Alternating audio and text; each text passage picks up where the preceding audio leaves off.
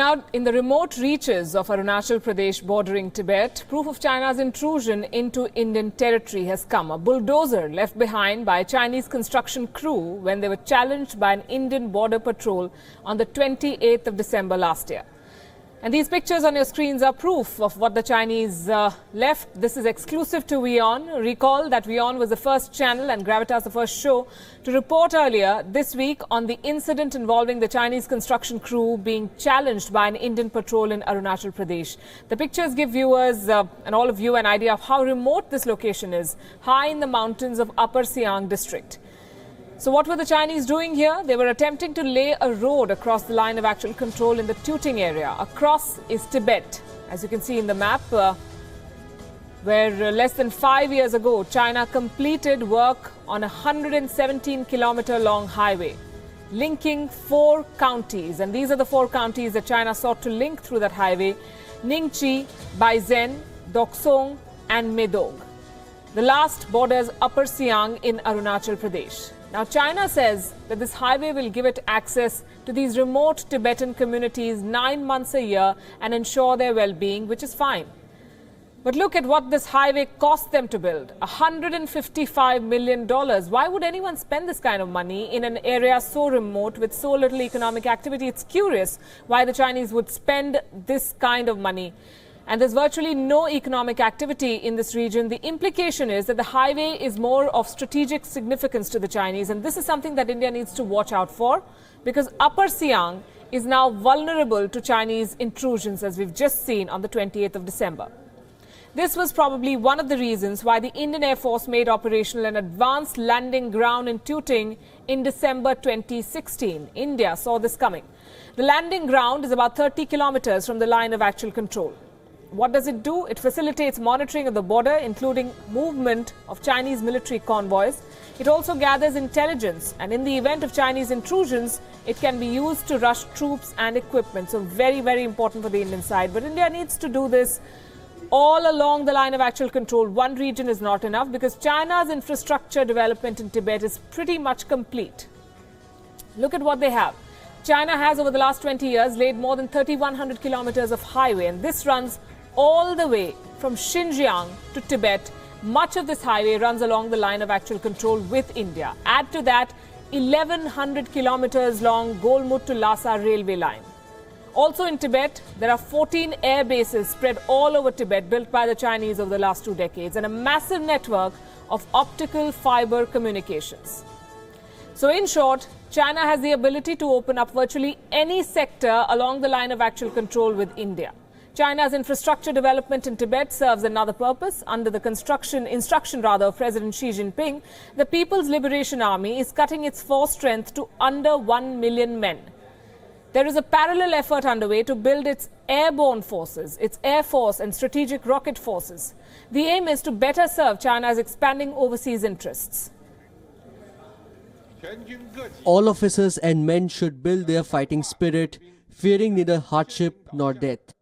They must train hard, overcome difficulties, overwhelm their opponents, and forge the most skilled and powerful force that is always ready to fight. More interesting from an Indian point of view is what is happening in the Lanzhou and Chengdu regions. And we'll just bring that up on the map on your screens. In 2016, these were the regions designated as the Western Theatre Command, tasked with the defense of Tibet. And look at the areas: Qinghai, Xinjiang and Chongqing. And this includes securing China's interests in Pakistan-occupied Kashmir and the borders with India.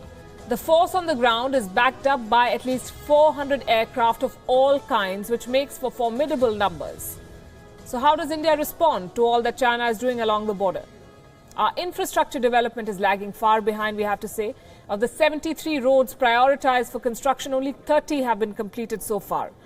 The new corps tasked with the defense of the northeastern border along the Chinese border is still in the process of being raised. And serious equipment deficiencies and capability gaps remain that will take time to be bridged. Every day that there is no confrontation helps India, and India has to work on that. In the meantime, Diplomacy goes on. India's major foreign policy priority in the new year is definitely going to be China. Note that Vijay Gokhale, who will succeed S. Jaishankar as Foreign Secretary of India at the end of this month, is a China hand, a known China hand, a Mandarin speaker. He was also ambassador to China earlier. Jaishankar was also a China hand, and so was Shiv Shankar Menon and Nirupama Rao, who could deal with China better than others, than their peers. The diplomatic engagement with China will continue despite pinpricks on the border, and that is something that India has made very clear. In fact, author and journalist Bertil Lintner believes that China has no interest in resolving the border dispute. It sees it as a useful leverage against India. But China doesn't want war either. It will press India on the Belt and Road Initiative, hoping to get India and its 1 billion plus market on board. At the same time, they will exert pressure on India's periphery, and that's what they've been doing over the past few months. China will step up efforts to displace India in Nepal. It will seek to undermine the India-Bhutan relationship that it tried to do in Doklam. China has offered to invest billions of dollars in Bangladesh, another neighbor of India. China has already scored major gains in the Maldives and Sri Lanka, playing checkbook diplomacy almost everywhere where India, places which India sees as its spheres of influence. Prime Minister Narendra Modi and China's President Xi Jinping will continue to meet at various fora, but there will be little give and take from President Xi at least. Do not expect any improvement in India's $50 billion trade deficit with China. That's what most experts are saying. China sees India as a rival in the Asian strategic space and will use every weapon in its armory to undercut this country and confine it to the South Asian box. China's incursions into the Indian territory have almost become normal, as we've seen, but India has constructed a road, the world's highest, and now it is giving China sleepless nights. Here's a WION exclusive report.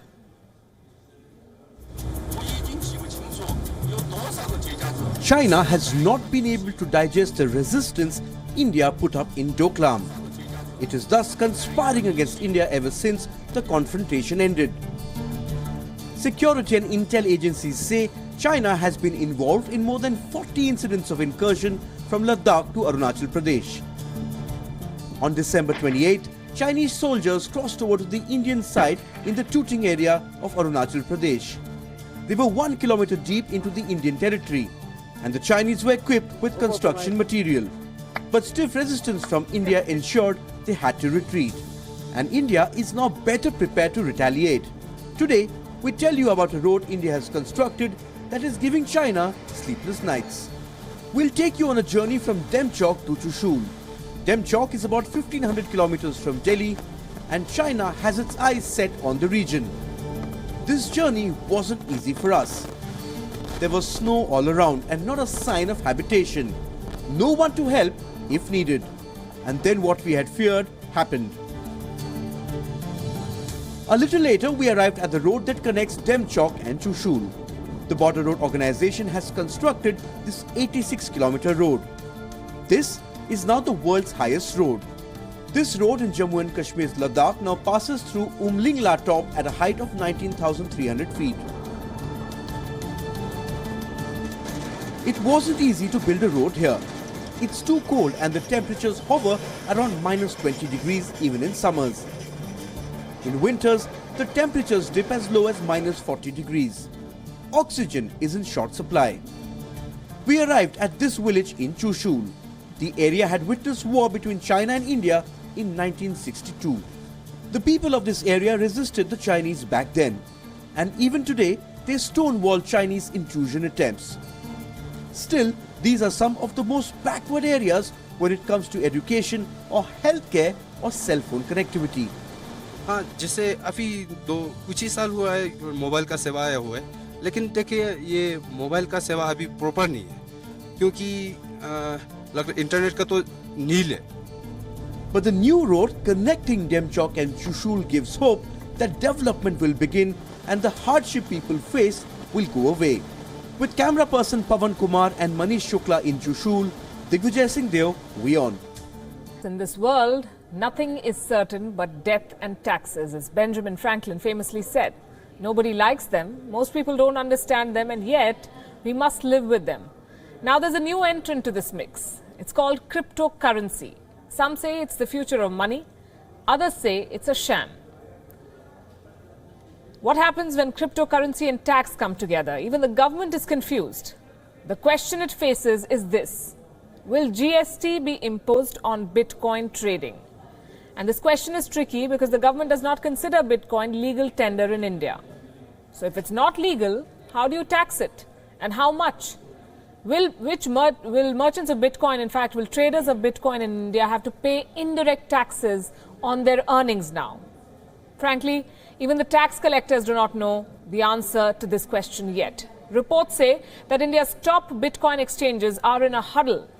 They want to approach the Advanced Authority of Ruling, the authority on taxation in the country, for clarity.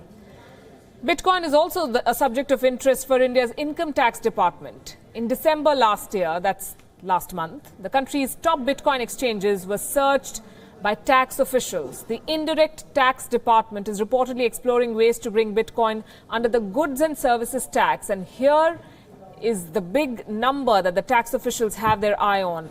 If Bitcoin is indeed taxable at 18% under the goods and services tax, the indirect tax department of India could be looking at a potential revenue of up to 7,200 crore rupees. That's the kind of money the government will make if they decide to tax Bitcoin trading. But there's a roadblock.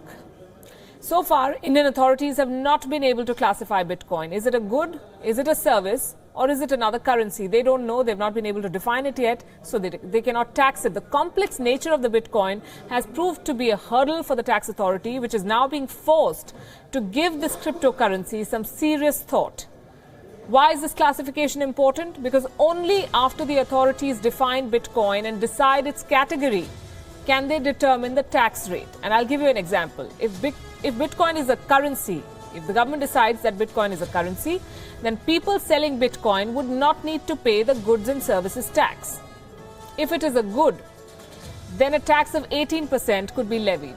But if the government decides that Bitcoin is a service, then the tax rate will be 12%. So it's very important for them to first figure out what they think Bitcoin is.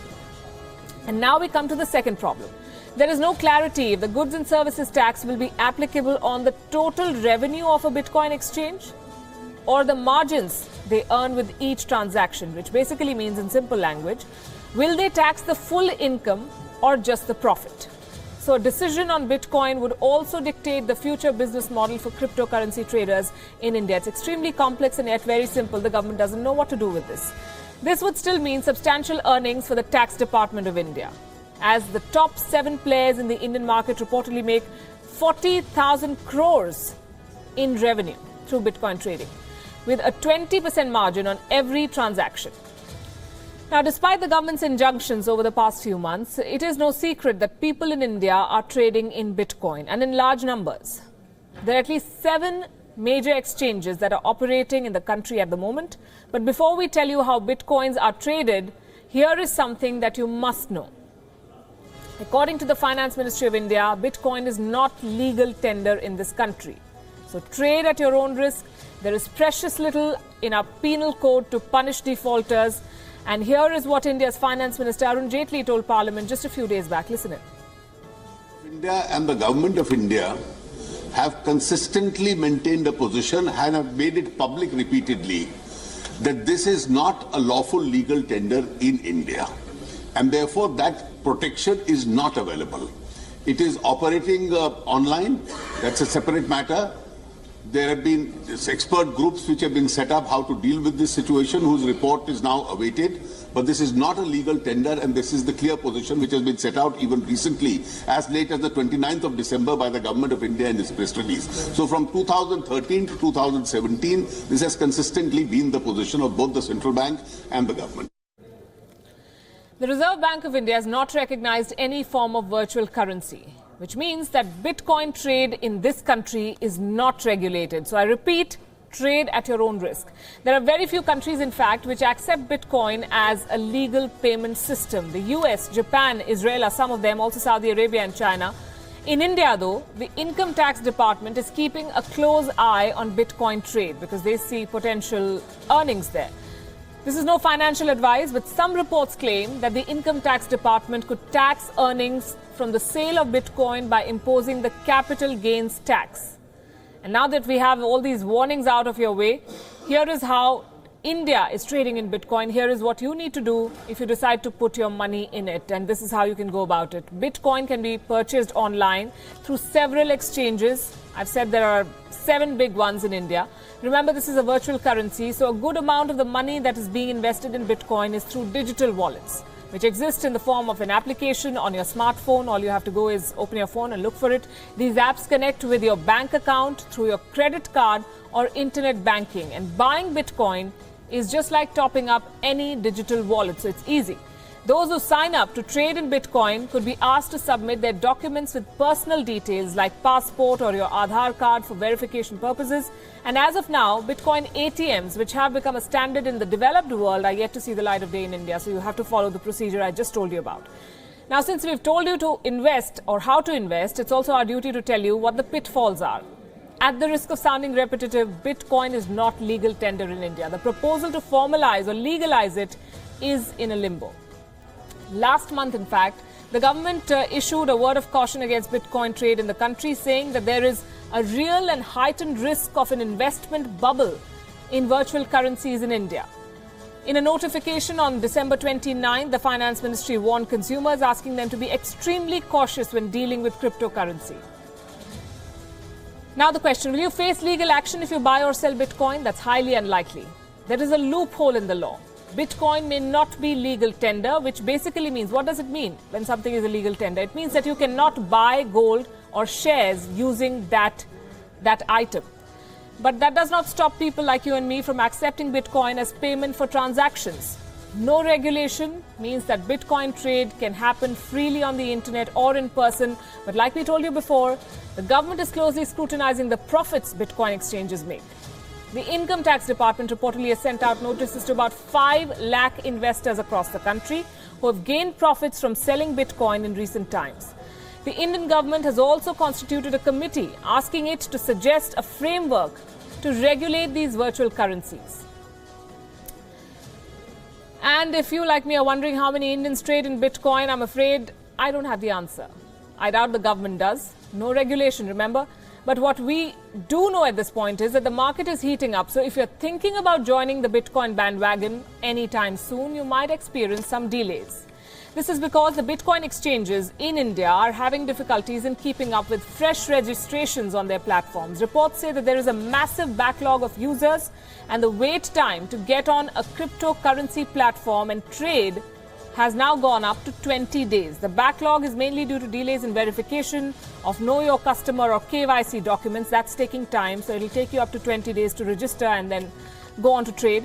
One report claims that WION, which is India's largest cryptocurrency exchange, has seen its daily registration shoot up by 10 times in just the last month. So the interest has gone up in the recent days. WION's user base is believed to be nearing 10 million now. Top exchanges offering Bitcoins through the smartphone application boast of more than 1 million downloads on the Apple App Store as well as the Google Play Store. That's the kind of interest it has generated. There's a lot of fire and fury in Washington, and it's all over one book. Fire and Fury, that's what it's called. Inside the Trump White House. The bombshell book about the Trump administration hit stores in America today. It was released 4 days early, despite the cease and desist letter sent by the Trump administration, Trump's lawyer to be precise, to the publisher of this book. It quotes Trump's former chief strategist Steve Bannon, ripping into a number of the president's closest advisors and family members. Among the many damning allegations is Bannon's claim that Donald Trump Jr.'s Trump Tower meeting with a group of Russians who promised dirt on Hillary Clinton was quote-unquote treasonous and unpatriotic. The book has thrown the White House into a frenzy, and the Trump administration has been on an overdrive to dismiss claims in the book about Trump's mental stability and fitness to serve. The president himself has been tweeting a storm. He said, and I'm quoting, "I authorized zero access to White House," actually turned him down many times for the author of the phony book. "I never spoke to him for the book, full of lies, misrepresentations and sources that don't exist. Look at this guy's past and watch what happens to him and sloppy Steve," unquote. All the drama has only increased interest about what this book contains. From Washington to New York, people queued up in bookstores overnight to be the first ones to get their hands on a copy of Fire and Fury, and it sold out in 20 minutes flat. If there ever was a book bestseller, this was one. For a few hours now, and the booksellers are telling us that they sold out this book within 15 minutes of it going on sale at midnight local time here in Washington. They are expecting to order some more copies over the next sort of 24 hours or so, but the 75 copies that they had have sold out in record time. And I was speaking to one of the booksellers here, and he compared it to the sort of fever that we've seen around Harry Potter books when they've been released in recent years. So that's the sort of desperation that we're seeing in the United States for people to get their hands on this book. And I can tell you, I've been here for a few hours and I haven't managed to get hold of one either.